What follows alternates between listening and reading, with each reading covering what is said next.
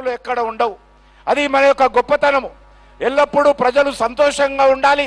కష్టాలున్నా ఇబ్బందులున్నా కుటుంబాల మధ్యలో, కుటుంబం మధ్యలో, కుటుంబంలో ఉన్నటువంటి వ్యక్తుల మధ్యలో విభేదాలు ఉన్నప్పటికీ కూడా అన్నీ మర్చిపోయి ఈ పండుగల సందర్భంగా ఒకటి కావాలని పెద్దలు అద్భుతమైనటువంటి ఆచారాలతో మన పండుగలు వదిలిపోయారు, పండుగలు ఇచ్చిపోయారు. ఆ పండుగలను ఇప్పుడున్నటువంటి యువతరము, నవతరము చాలా పెద్ద ఎత్తున ముందుకు తీసుకెళ్తా ఉంది. గతంలో మనం చూసాము, దేవాలయాలంటే 50 సంవత్సరాలు దాటినటువంటి పెద్దలే వెళ్ళి దర్శనం చేసుకునే వాళ్ళు. ఈరోజు మారిపోయింది.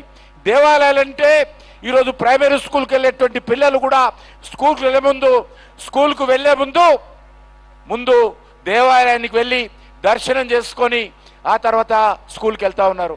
ఆ రకంగా ఈరోజు యువతలో మార్పు వచ్చింది. యువతలో ఈరోజు సనాతన ధర్మం మీద ఈరోజు అనేక రకాలుగా పట్టుదలలు పెరిగాయి.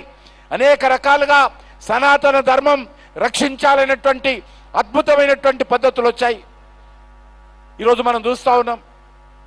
మరి ఈ యొక్క పండుగల సీజన్లో మన ప్రధానమంత్రి గారు మరొక పండుగ మనకిచ్చారు.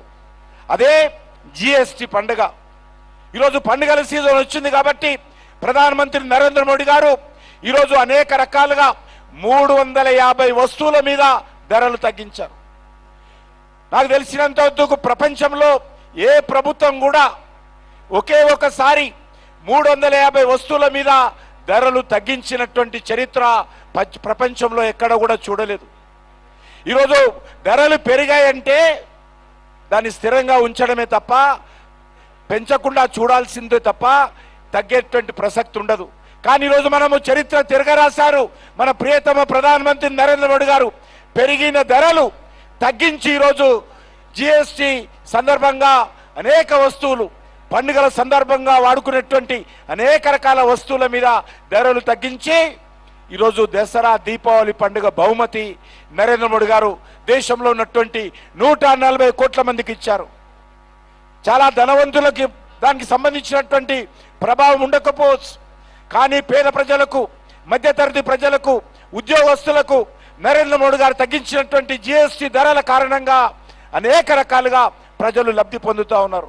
ఈరోజు అంతేకాదు, ఈ దేశంలో ఉన్నటువంటి ప్రతి పౌరుడి పైన కూడా జిఎస్టి ప్రభావం ఉంది. ఎందరూ కూడా అది మెడిసిన్స్ కావచ్చు, బట్టలు కావచ్చు, రోజు మనం వంట వేసుకున్నటువంటి సామాగ్రి కావచ్చు, వంట దినుసులు కావచ్చు, లేకపోతే సైకిల్ కావచ్చు, మోటార్ సైకిల్ కావచ్చు, కారు కావచ్చు, బస్సు కావచ్చు, లారీ కావచ్చు, ట్రాక్టర్ కావచ్చు, ఏ వస్తువు తీసుకున్నా ఎన్నడూ లేని విధంగా ఈరోజు జిఎస్టికి సంబంధించినటువంటి ధరలు తగ్గించి మరి నిజమైనటువంటి అలైబలై, జిఎస్టి అలైబలై నరేంద్ర మోడీ గారు మనకు కల్పించారని సందర్భంగా మనం చేస్తున్నాం. ఈరోజు మనం చూస్తా ఉన్నాం, ఒకసారి ధరలు పెరిగాయంటే తగ్గవు, ఇక పెరుగుడే తప్ప తగ్గవు ఉండవు. ఇక్కడ కాదు, ప్రపంచంలో అనేక దేశాల్లో చూస్తా ఉన్నాం. కానీ ఈరోజు అద్భుతంగా ధరలు తగ్గించినటువంటి చరిత్ర ఈరోజు మన మోడీ గారు మన దేశానికి ఇచ్చాడు. ఈరోజు అనేక దేశాలలో, మన చుట్టుపక్కల దేశాలు తీసుకున్నా అనేక దేశాలు పతనమైపోతా ఉన్నాయి. అనేక దేశాలలో ఈరోజు ప్రభుత్వాలు మారిపోతా ఉన్నాయి. అనేక దేశాలలో ఆర్థిక సంక్షోభంలో ఉంది. అమెరికా లాంటి దేశం తీసుకున్నా, ఇంగ్లాండ్ తీసుకున్నా, ఏ దేశాన్ని తీసుకున్నా అది అభివృద్ధి చెందిన దేశాలు కావచ్చు, అభివృద్ధి చెందుతున్నటువంటి దేశాలు కావచ్చు, అనేక రకాల సమస్యలతో కొట్టుమిట్టాడుతూ ఉన్నాయి. అది అంతర్గత సమస్యలు కావచ్చు, అంతర్జాతీయ సమస్యలతో ఆయా దేశాలు కొట్టుమిట్టాడుతూ ఉన్నాయి. అందుకే ఈరోజు భారతదేశం అంటే అందరికీ కంటగింపుగా ఉంది. భారతదేశం ఏంటి? అతిపెద్ద దేశం ఇది.